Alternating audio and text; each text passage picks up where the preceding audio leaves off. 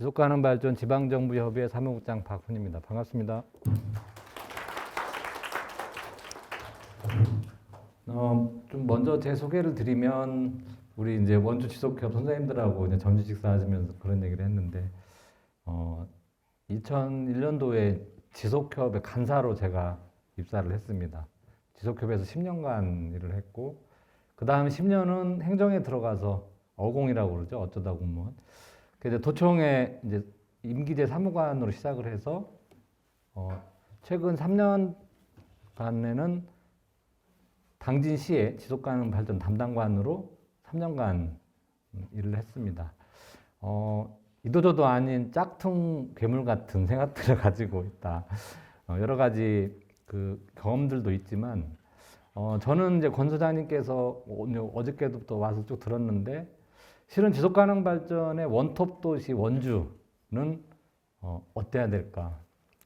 이제 대화에서 저희가 가장 중요한 건 실은 원톱이 지켜야 될 것들이 굉장히 많고 더 처절하게 좀 바라봐야 될 것들이 많다. 기존에 우리가 굉장히 많이 축적되어 있는 성과와 어떤 칭찬, 환호 이런 것들을 뒤로하고 1등이 가져야 될 것들은 어떤 걸까?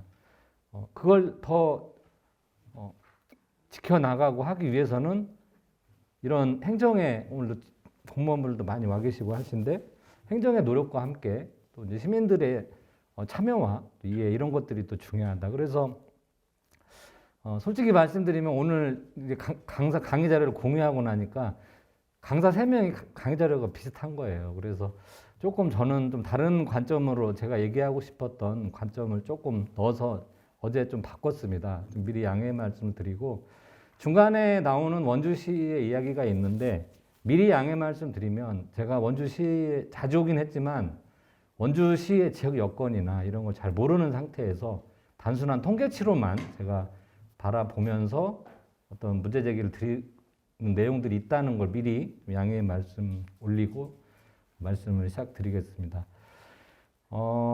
어제 이제 이재영 교수님의 명강의, 또 윤희철 단장님의 좋은 설명, 이 속에서 어떻게 구체화되고 어떻게 가야 될 것인가 이런 거에 대한 이제 고민들. 이제 오늘은 2022년 마지막 달이 시작된 날이잖아요. 이제 다음 달은 새로운 해입니다.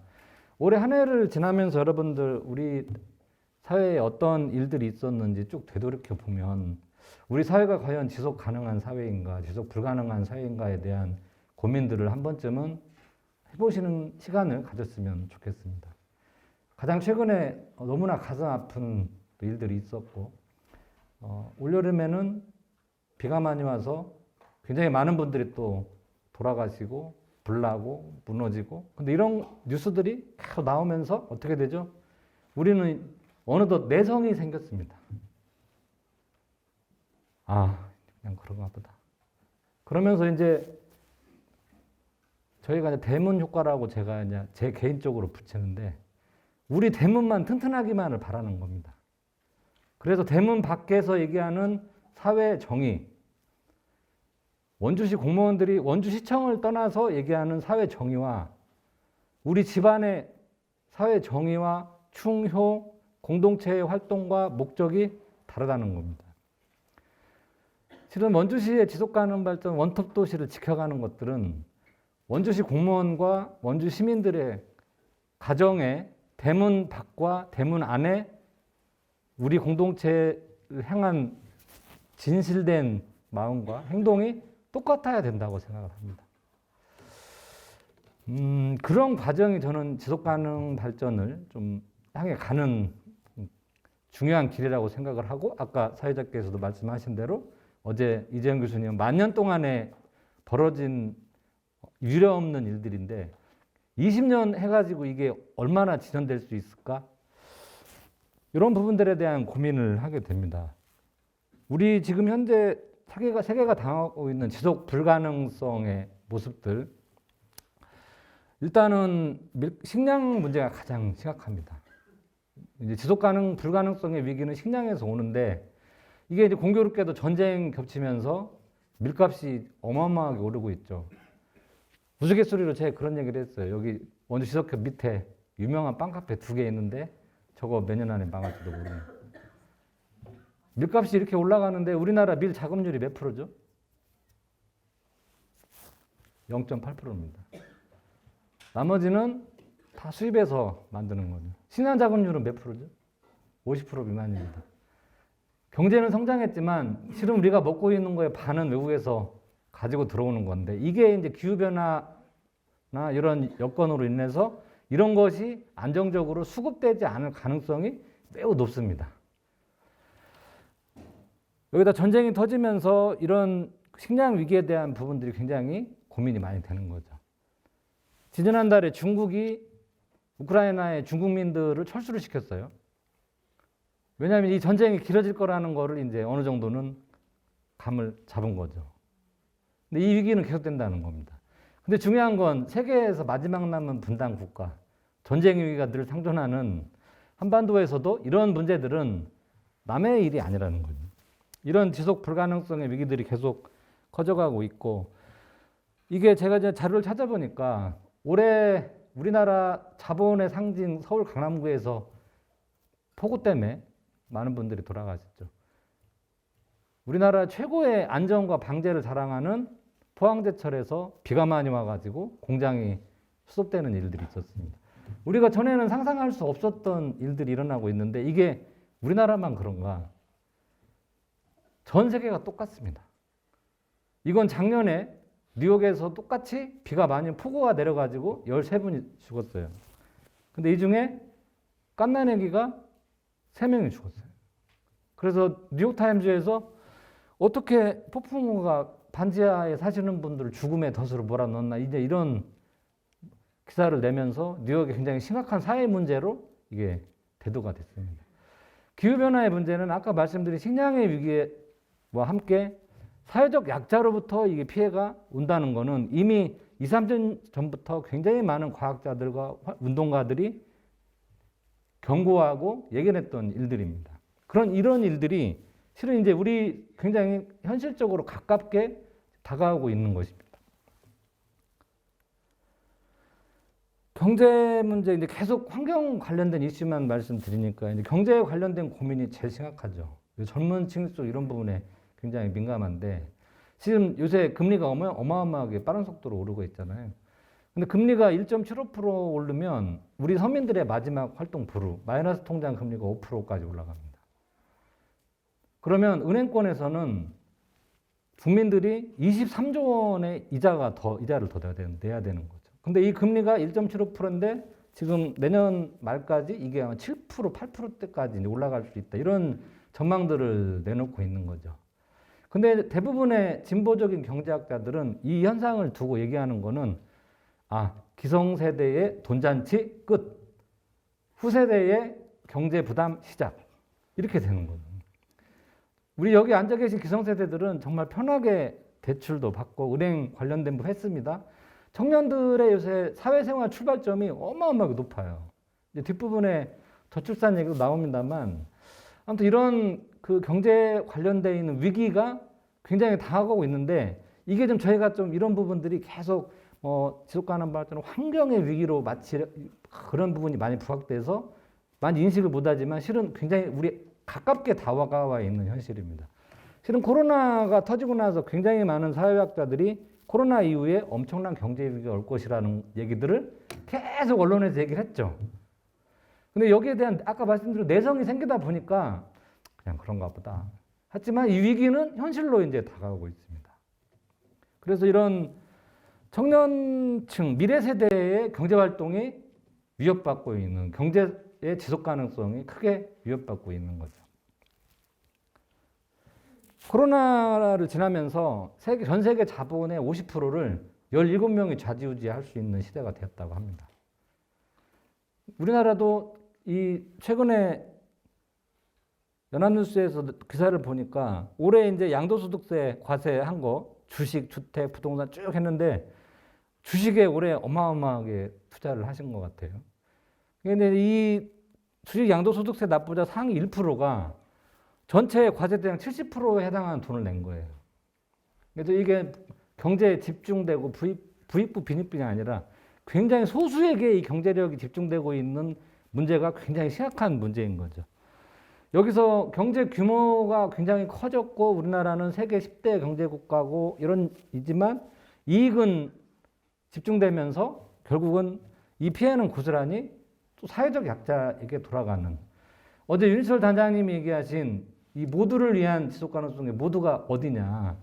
지속가능 발전의 이론에서 나오는 미래 세대의 욕구를 충족할 수 있는 그 미래 세대가 누구냐 하면 사회적 약자와 우리 사회에서 소외되고 있는 분들이거든요.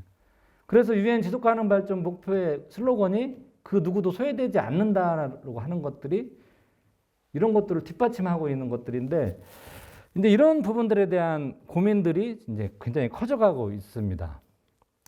뭐 출산율은 뒷부분에도 나옵니다만, 저도 전에 전북도청에 근무하면서 그 어려운 농촌 인구 업무를 담당을 했습니다. 근데 청년들을 그렇게 모아서 뭘 했는데 정말 마음이 아픈 설문조사 하나는 그 청년들이 거기다 썼어요. 설문지에다. 니들이 아무리 그래봐라 내가 짬뽕 사 먹고 말지, 이렇게 쓴 거예요.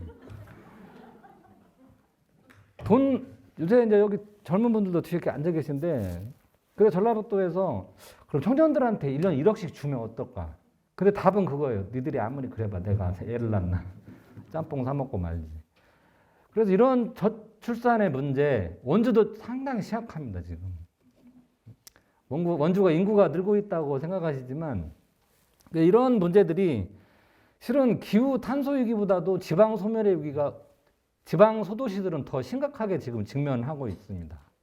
이것도 지속 가능, 정말 원주가 이제 10년 후에도 지속할 수 있을 건지에 대한 고민들을 시작해야 된다는 거예요. 왜? 원톱 도시니까. 그래야 뒤에 서 있는 지속 가능 도시들이 다 따라갈 거 아닙니까? 그래서 어제도 이런 얘기가 많이 나왔습니다만, 지금 이런 시점에서 글로벌 지속 불가능성 위기는 원주시에도 그대로 적용되고, 원주시의 가장 핵심적인 화두는 지속 가능한 발전, 지속 가능한 도시 개발입니다. 이 안에 여러 가지 17가지 목표가 연구한 이 부분은 이제 많은 강사님께서 말씀드렸으니까 생략을 하고, 경제, 기후, 저활력화의 문제 오직 지속 가능성으로 풀 수 있습니다. 왜? 이 모두를 위해서 가지 않으면 안 되는 겁니다. 이제. 지금 이러한 상황이고, 제가 이제 어제 원주 관련되어 있는 부분들에 대한 데이터를 좀 찾아봤습니다.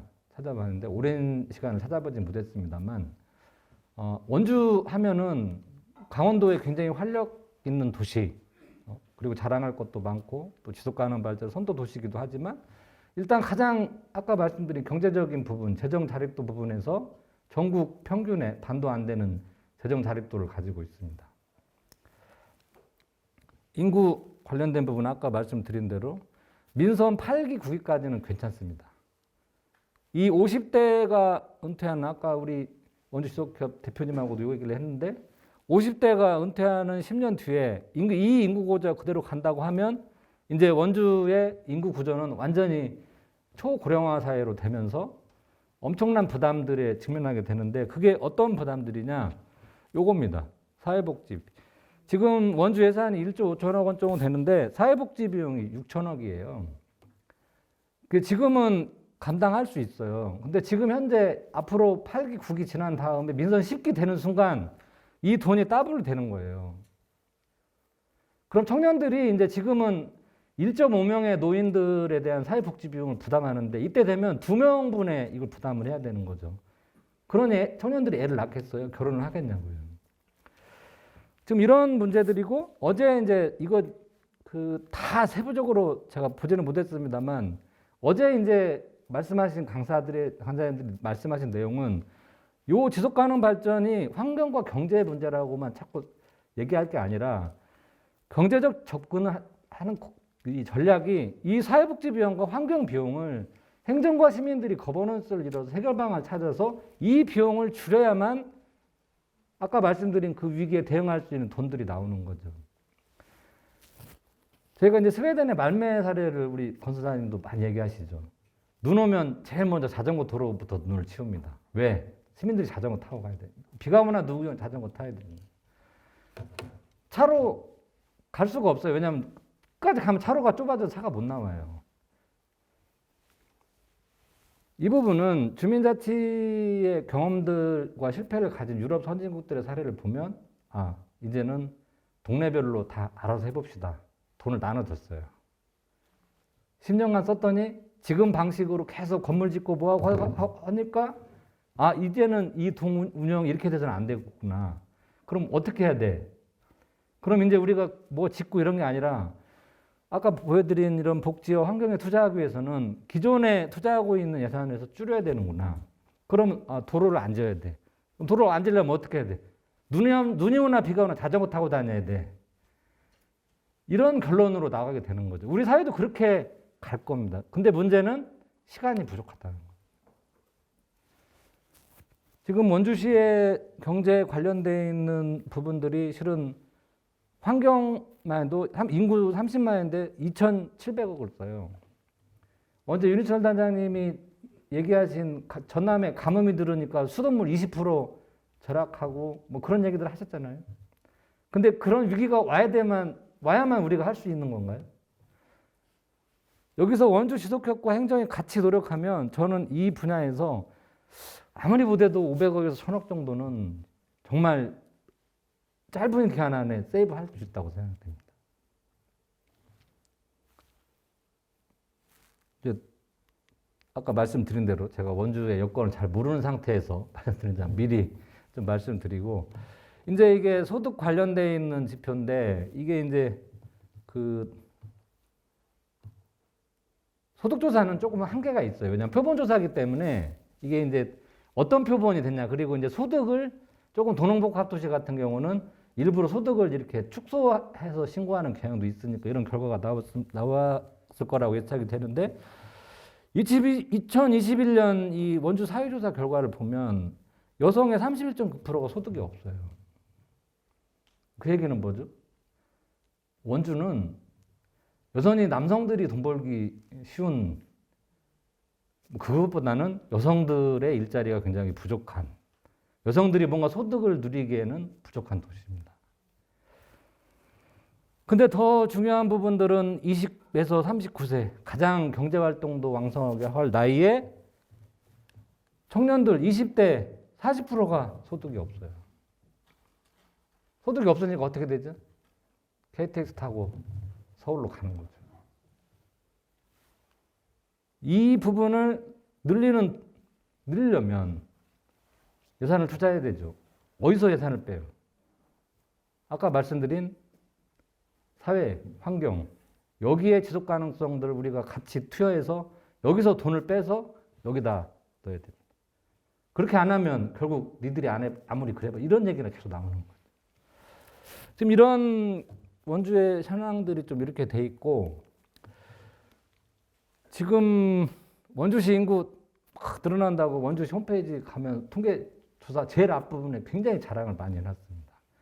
굉장히 고무적인 일입니다. 왜냐하면 대부분의 지방도시는 인구가 줄어들고 있는 상황인데 일단 혁신도시 효과가 확실히 있는 것 같고 KTX 여러 가지 여건들이 있는 거죠. 근데 이제 중요한 건 이제 1인 가구가 이렇게 빠른 속도로 늘다 보니까 이제 1인 가구 중심의 사회로 이제 좀 전환되면서 여러 가지 사회 문제도 많이 발생이 되고, 이제 중요한 건 15세 미만의 유소년 인구가 굉장히 인구 관련된 부분에 중요한 포인트가 있는데 이게 이제 감소돼 가지고 올라갈 생각을 안 하고 있다는 거예요. 그래서 아까 우리 사무실에서 그런 얘기를 했는데 일단 강원도에서 애를 키우는 것 자체를, 강원도라고 하면 안 돼. 제가 전라북도에서 이거 해보니까 전라북도에서 애 키워서 전라북도에서 대학 다니고 전라북도에 직장 다니는 걸 굉장히 부끄러워하고 가서 얘기하는 걸 두려워하는 지역의 인구 문제는 해결할 수가 없습니다. 돈을 1,000억을 들이든 2,000억을 들이든 될 수가 없습니다. 저는 이 문제를 어떻게 해결할 것인가가 실은 쑥가능발전 원톱도시 원주가 먼저 고민하고 접근해 가야 된다고 생각을 합니다. 농업 문제가 지금 상당히 심각하죠. 아까 식량 위기가 오는데 원주시에 이제 농사짓는 청년들이 이렇게 줄어들었어요. 20년 만에 얼마가 3분의 1밖에 이제 안 남았습니다. 농사를 이제 이거 이제 다 사오는 거죠. 경제활동 열심히 해서 농산물 사오고. 근데 이제 아까 말씀드린 대로 우리가 원주가 모든 지표가 발전하고 있는 것 같지만 그 안에 여러 가지 함정들이 있습니다. 지금 1인 가구가 이렇게 늘어나잖아요. 근데 원주시의 30년 이상 노후주택 수가 보니까 거의 2만 호 가까이 됩니다. 그럼 2만 호에는 누가 살까요? 사회적 약자들이 삽니다. 독거노인. 아파트에 들어갈 수 없는, 그 비싼 원룸도 임대할 수 없는 청년들이 사는 거죠. 저는 좀 원주에 제가 이제 차를 타고 좀 돌아다녀 보긴 했습니다. 대중교통으로는 이동하는 건 거의 상상할 수 없는 도시입니다. 일부 구간은 가능한데 중요한 건 연도별 동일 시군 내니까 20년 동안 여기에 통화가는 인구가 5만 명이 늘었어요. 원주시에. 인구 유입의 효과죠. 그러면 여기에 관련되어 있는 5만 명의 통화가는 사람이 늘었으면 여기 관련된 대중교통 인프라나 이런 게 같이 늘었나요? 그건 아니죠. 아닌 것 같아요. 원주도 지금 보면. 제가 활동했던 당진도 비슷한. 그럼 20년 동안 뭐 했어요? 뭐 했을까요? 우리가 편하기 위해서 전화하는 거죠. 시의원님한테 전화하고 원주 지속협 공동대표님한테 전화해서 나 뒤에 주차장 만들어줘. 우리 집 뒤에. 그리고 우리 집 오는데 복잡하니까 거기 도로 딱 내가지고 깨끗하게 나 다니기 힘드니까 해줘. 막 민원 넣는 겁니다. 5만 명의 통근통학 관련된 부분이 늘어나는 동안 인프라에 대한 부분들은 따라가지를 못하고 있죠. 그러니까 자동차가 무조건 있어야 되는 도시.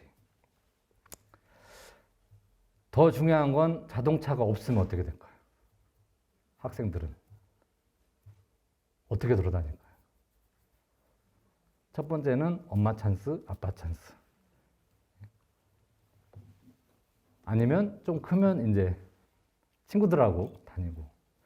그것도 아니면 이제 하염없이 버스를 기다리면서 많은 시간을 대중교통 체계에서 보내야 되는 그런 시스템을 우리가 가고 있습니다. 근데 그걸 우리가 지금 성장이라고 발전이라고 생각하고 있는 거예요. 원주시가 그나마 다른 지역, 강원도 지역보다 낮습니다. 원주시 문화시설 한 개당 인구는 4,700명입니다. 그래서 제가 문화시설이 하루에, 한 달에 20일간 문을 열면 이 문화시설 하나당 몇 명의 시민들이 방문하시는지 계산을 해보면 하나당 300명의 시민들이 문화시설을 이용하는 걸로 제가 유추할 수 있습니다. 이게 많은 걸까요? 다른 지역보다는 여건이 좋습니다. 강원도 다른 지역보다는. 근데 강원도는 그래서 문화도시도 하겠지만 이런 부분들에 대한 것들이 실은 우리 삶의 질, 이런 것들을 높이는 부분들인데 문화시설에 가려면 멀어요. 근데 대중교통은 안 돼 있어요. 그러면 문화시설 있는 데들만 가게 되는 겁니다. 제가 그래서 그게 맞는지 확인을 해봤죠. 도서관, 여기에 등록되어 있는 SGIS에 등록된 도서관들은 그래도 크고 좀 공공기관에서 운영하는 도서관 정도가 등록이 됩니다. 원주에는 대표적으로 4군데가 있는 걸로 나옵니다. 물론 작은 도서관, 아파트 내에 이런 도서관들도 많이 있으니까 여기 그런 게 안 나오니까 이렇게 잡혀 있다고 하지만 근데 이런 부분들에 대한 좀 문제 의식들이 좀 저는 있습니다. 왜 도서관은 이거밖에 없을까? 1조 5천억 원을 쓰는 원주시에서 그 많은 돈들은 다 어디로 가고? 그러면 경제에 관련된 부분들은 좀 어떨까 해서 제가 여기 상권별 통계, 이게 우리나라가 이제 이 기술이 어마어마하게 발전하고 있습니다. 그래가지고 공실률 분석을 해봤더니 원주가 주변 여주, 이천 이런 데보다도 훨씬 더 공실률이 높은 걸로 나타났습니다. 이런 부분들에 대한 것들이 실은 전체적으로 원주의 경제 위기나 이런 부분들과 긴밀하게 지금 뭐가 다가오고 있는 겁니다. 이거는 원주에 소방시설하고 경찰들이 접근할 수 있는 건데 30분 걸리는 데에 대부분의 인구가 33만 명 정도가 또는 30분 거리에 있습니다. 굉장히 발전한 거죠. 그런데 중요한 것은 요건 볼까요?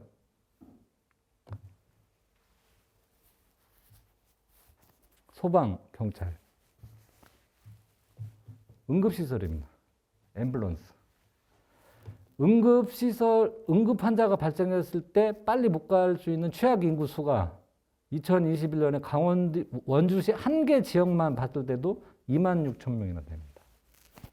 지정면이라는 곳이 조금 심각하다고 나오네요. 근데 이제 이 자료는 이제 조금 산악 지역도 있고 한 군데면 가구가 저 멀리 하나만 있어도 통계치가 확 늘어나니까 문제가 되죠. 그런데 제가 약간 조금 유럽의 선진화된 도시들의 지표를 보면 어떨까요? 똑같습니다, 이게. 5분, 10분, 20분, 비율이 거의 비슷비슷합니다. 결국은 도심 한복판에 신도심에 경찰서, 소방서 다 모아놓으면 이런 결과들이 나오는 거죠. 그래서 이런 부분들에 대한 것들이 실은 우리 가장 기본적인 안전, 의료, 치안 이런 것과 연관된 지표들을 보여주는 과정에서도 약 여기에 대한 소외가 33만 명이 아직은 30분 내에 있다. 이게 잘못되어 있다는 건 아닙니다. 그럼 우리가 좀 더 이걸 높여볼 수 있는 방법이 뭐냐? 그래서 뭐 소방서 배치를 우리가 좀 다시 해야 되는 거 아니냐? 이런 얘기도 다른 지역에서 많이 나오고 있는 얘기들이. 뭐 대기오염 관련된 부분은 참 원주가 이 경기도에 다 뻘건데 여기 원주에 대한 고민들이 많고 제가 당진에서 근무를 했을 때 우리 그 당시에 당진 시장님하고 원주 시장님 만나면 당진에서 미세먼지 그 석탄발전소에서 해서 다 여기까지 보내주셔서 감사드린다고 하면 생각하면서 손해배상을 정부를 좀 해야 되겠다고 하시면 당진 시장님께서 당연한 말씀이 저는 서울시장님께 손해를 청구하겠습니다. 왜냐하면 여기 전기는 다 서울로 가니까요. 근데 놀라운 건 여기서 우리 아이들을 서울로 많이 보내잖아요. 그래서 이 서로 간에 연관되어 있는 이런 문제, 그리고 이제 대기 오염의 문제는 원주가 제가 올 때마다 이건 개인적인 느낌입니다.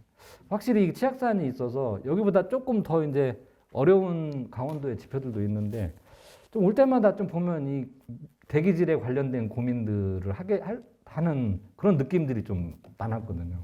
그래서 이런 문제들이 실은 이제 원주의 이제 지속 가능성에 관련된 부분들을 고민스럽게 하는 내용들입니다. 제가 이제 좀 약간 그 어제부터 저희가 이제 논의의 이제 좀 중심이 뭐 약간 지속 가능 발전 하면은 뭐 종말론적이고 좀 하면서도 구체적이지 않고 애매한 부분들에 대한 것들이 여기다가 좀 이제 오늘 물론 여기 이 말고도 원주에 좋은 지표가 굉장히 많습니다.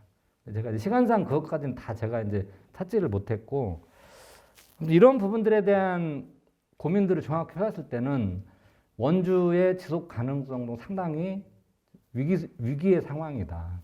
그리고 좀 더 발전된 모습으로 우리가 나가야 된다. 근데 마침 법이 이제 통과가 된 거죠. 그래서 지금 현재 이제 우리가 이제 지금 대화니까 그러면 지금 이 시점에 우리 원주의 시청의 공무원들이나 시민들은 어떤 조금 생각들을 가지고 여기에 접근할 것인가 이게 이제 중요한 것 같아요. 저는 오늘 어제 내일까지의 가장 핵심적인 고민인 것 같습니다.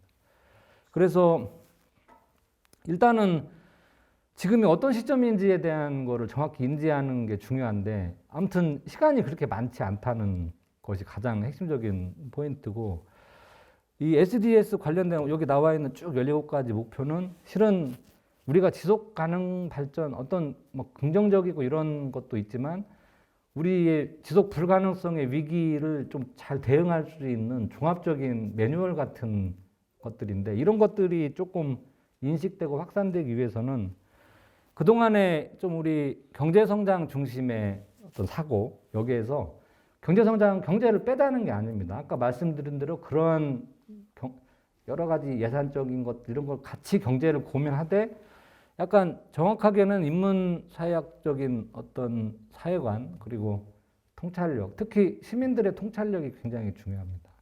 저는 원주 시민이 아니고, 물론 제가 이 일을 오래 하다 보니까 그런 통계들을 빨리 찾아내고 보고 비교하는 것들이 워낙 오래 하다 보니까 했지만, 이런 일들은 실은 아까 SGIS 그것만 치고 원주 계속 검색어만 쳐도 2, 3분이면 다 찾아볼 수 있는 통계들입니다.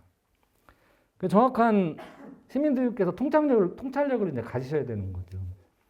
그리고 아까 권수장님께도 말씀하셨듯이 이런 것들이 지속가능의 발전의 문제는 법 관련된 내용도 있지만 전 세계적으로 같이 긴 호흡을 가지고 가야 되니까 이런 글로벌한 세계관 이런 것도 이제 중요하고, 특히 이제 행정의 공무원들께서는 전문적 지식이야 뭐 굉장히 말할 이유도 없지만 다양성의 경험이 굉장히 중요한데, 이 다양성의 경험이 축적되기가 행정이 굉장히 어렵습니다. 왜냐하면 업무가 이글만 하면 바뀌고 이글만 바뀌기 때문에 이런 중간 조직 같은 원조 지속격 같은 조직들을 만들어서 거기에 역량을 계속 축적시켜 놓는 겁니다.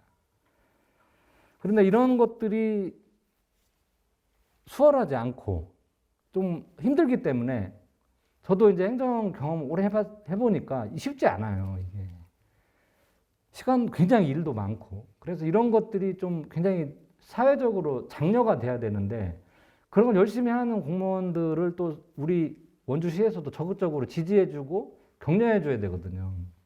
근데 안타깝게도 공무원들은 그 누구도 어느 순간이 되면 보호해주질 않아요. 이런 다양성의 경험들은 굉장히 중요하고, 아까 권 소장님께서 말씀하신 그 다양성의 경험에서도 수기 공론, 다 같이 모여서 이제 오늘 이런 자리가 어떻게 보면 수기 공론의 가장 첫 번째 자리 같은 성격입니다. 같이 모여서 계속 수기하고 우리의 공론을 할 수 있는 게 어떤 거냐. 그때 이상한 강사가 와서 뭐 원주에는 뭐 도서관도 없고 문화시설도 적고 막 그러더라. 이게 이런 얘기들을 해보니까 진짜 이게 심각하네. 이거 공론으로 가야 되겠네. 많은 시민들이 얘기하면 공론으로 가는 겁니다. 이런 부분들에 있어서 이제 시민들이 중심이 돼서 이제 기획을 하고, 이 과정에 이제 그 조금 시행착오를 각오를 해야 됩니다. 한 번에 성공할 수가 없기 때문에. 근데 지자체장님들이 이제 기간이 짧다 보니까 이 시행착오에 대한 부분을 용납하지 않는 거죠. 그래서 이런 부분들이 이제 종합적으로 조례에 담겨야 된다. 그리고 지금 원주시가 기본계획 수립하고 조례를 지금 준비 중이신 걸로 알고 있는데, 이제 법에 관련된 부분은 아까 소장님께서 말씀하신 내용들이 있기 때문에 몇 가지만 말씀드리고 건너뛰겠습니다. 첫 번째는 이게 이제 지속가능발전 기본법 제정을 통해서 그동안 굉장히 혼란스러웠던 탄소중립, 노쇠성장, 기후위기, 이런 ES, 이게 굉장히 한 몇 년 동안 혼란스러웠어요. 이게 대체 어떻게 정리되는 거냐. 근데 이번 기본법을 제정하면서 가장 큰 울타리, 지속가능발전, 그 위에 이걸 가치를 달성하기 위한 지속가능발전은 우리가 추구해야 될 궁극적 가치와 비전이에요. 이거는 이미 전 세계적으로도 이건 이념, 인종 이런 걸 다 탈피한 굉장히 중요한 개념으로 다 전 세계가 인정한 것들이죠. 우리가 가야 될 궁극적인 가치인데, 그중에 탄소 중립은 이걸 지속가능 발전을 달성하기 위한 핵심 전략이에요. 핵심 전략은 여러 가지가 있을 수가 있지만 지금 좀 시급합니다. 이게 탄소 중립이. 이건 전략이 이거면 이 안에 이제 세부 사업, 그럼 우리가 빨리 해야 될 일들, 이게 이제 기후위 대응 에너지 전환 ESG 경영인데, 중요한 건 여기서 만약에 지속가능 발전이 없어진다. 그러면 이게 방향성을 못 잡는 겁니다. 쉽게 얘기하면 지금 ESG 경영 해가지고 막 하잖아요. ESG 경영 쉽게 말씀드리면 기업에서 우리가 방금 말씀드린 지속가능 발전 17개 지속가능 발전 목표를 달성하기 위한 경영이 ESG 경영입니다. 근데 ESG 경영에 17개 목표가 없어요. 그러면 안 되는 거죠. 지자체도 이런 ESG 경영에 대한 고민들을 많이 하시는데 실은 이런 지속가능 발전이라든지 탄소 중립에 대한 고민이 없이 나오는 ESG 경영은 굉장히 좀 공연불 같은 것들이다. 그리고 이제 이런 것들에 대한 이 구분과 우선순위에 정리하는 것들은 이제 우리 지역 리더들, 이제 우리 지자체장님을 포함한 고위 관료들, 정치인들, 그리고 지역의 시민사회 어른들이 해결해야 될 정할 몫인 것입니다. 이제 법이 통과가 됐는데 제일 저희가 이 법 과정에서 중요한 포인트는 그동안 지속가능 발전이 원주가 20년 했잖아요. 20년 하면서도 제일 좀 복잡했던 것들은 지속가능 발전이 뭐예요? 이거 어떻게 해야 되는 거예요? 이런 거였습니다. 근데 법에 딱 정했습니다. 그것도 기본법에 유엔에서 채택한 지속가능 발전을 달성하기 위한 17개 목표를 말한다라고 딱 정확히 규정했습니다. 법에 규정했다는 거는 이제 이 모든 해석은 이걸 기초로 간다는 겁니다.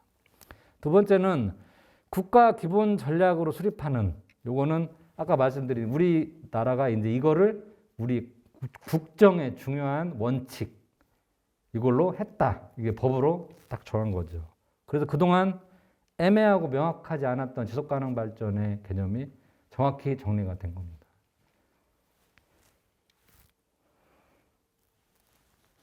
아까 이제 소장님께서 다 말씀하셨던 부분들이고 이제 좀 빠진 부분이 아니라 제가 좀 보충해서 말씀드릴 부분은 이제 우리 법제연구원의 박광동 위원님께서 이 법은 가치 지향적인 법이다. 이 다른 법이 어떻게 가는지를 비추는 등대 같은 법이다라고 말씀하셨거든요. 그러면 정확한 표현이라고 생각을 하고 앞으로 원주시 지속가능 발전 조례는 다른 조례가 어떤 방향으로 갈지를 비춰주는 조례로 만들어야 됩니다. 그렇지 않으면 또 옥상옥, 칸막이 논란에 휩싸이게 될 겁니다. 그런 부분들이 이제 중요하고 그래서 이제 조금 정리를 좀 하면 이제 그러면 이제 원주가 20년을 달려왔잖아요. 근데 지금 전국적으로 지속가능 발전 운동은 20년 동안 굉장히 빠르게 도입되고 빠르게 확산됐지만 지금 약간 정체기에 있는 것도 사실입니다. 일단은 지금 현재 중앙정부 정책에 대한 이런 부분들이 없다 보니까 이제는 지역의 주도력이 있어야만 됩니다. 앞으로 많은 정책들이 그렇게 될 것 같아요. 그러니까 중앙정부에서 구체적으로 이렇게 하라 저렇게 하라는 것들이 내려오지 않아요. 지역에서 알아서 해야 되는데 누가 알아서 하죠? 공무원들이요? 용역해서? 이제 시민들이 하지 않으면 안 됩니다. 뒷부분에 제가 좀 더 말씀드리고 그리고 이제 우리 관련되어 있는 뭐 지역적 배제라든지 이런 부분들에 대한 것들 특히 이 제일 어려운 문제죠. 아까 제가 원주의 여러 가지 사례 말씀드리는 속에 비상식의 상식화 이게 이제 비상식인데 우리 지역에 그냥 상식이 되는 이런 것들에 대한 문제들을 우리가 어떻게 바라보고 접근할 것인가에 대한 것들이 무뎌지고 있는데 그나마 원주는 이런 많은 시민 참여를 통해서 이런 것들을 계속 견지하고 있는 굉장히 중요한 좀 베이스 캠프입니다. 그래서 이제 이 관련되어 있는 조례를 제정한다는 의미가 어떤 건지 실은 잘 살펴볼 필요가 있습니다. 조례 제정하는 것도 기계적으로 하면 뭐 공무원 선생님들이 막 열심히 알아봐가지고 만들기도 하고 의원님들이 하기도 하지만 이 지속가능 발전 조례를 만든다는 거는 약간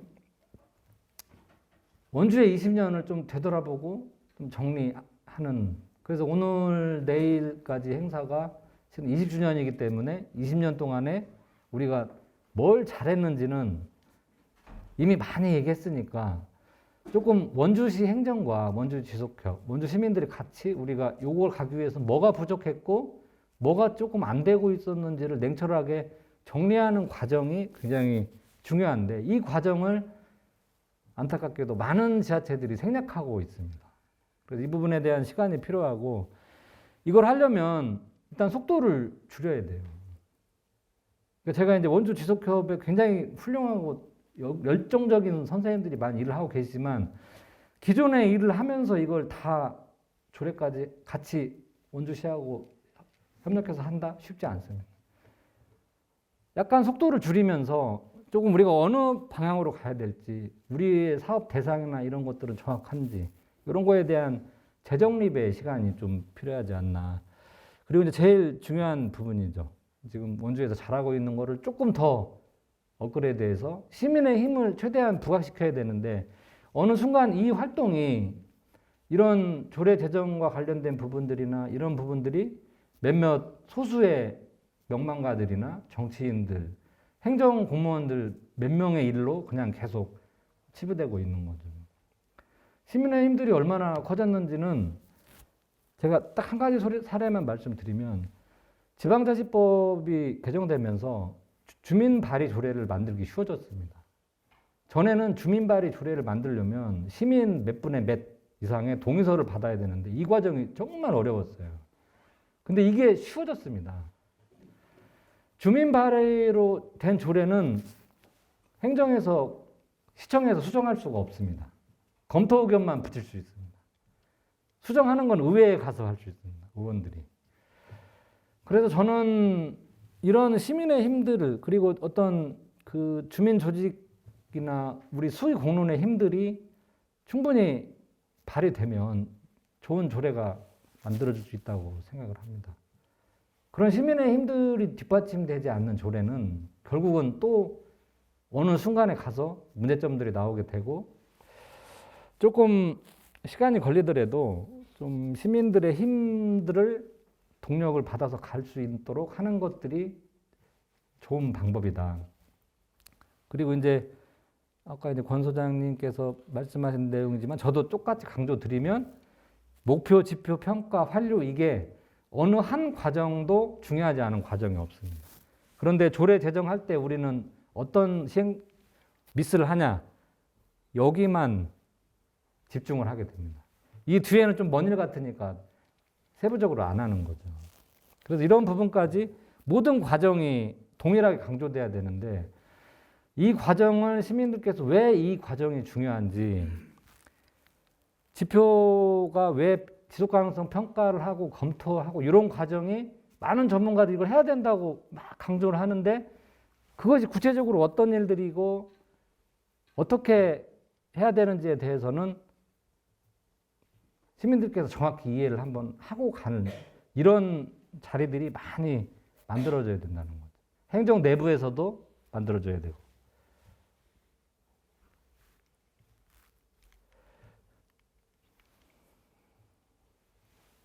그 조례에 관련되어 있는 부분들은 일단 아까 말씀드린 선도지역이니까 좀 지역 특화 전략 하셔서 다른 지자체들이 좀 따라갈 수 있는 앞에 퍼스트 펭귄 조금 그런 역할을 좀 부탁드리고, 이런 과정들이 이제 시민 교육과 같이 맞물려서 좀 확산돼야 되고, 조례 제정할 때 반드시 이제 의회하고 연계해서 수의 공론회장을 열어서 이제 하고, 특히 이제 행정, 오늘 이제 공무원들도 많이 오셨는데 지금 내부에서 이거를 해줘야 됩니다.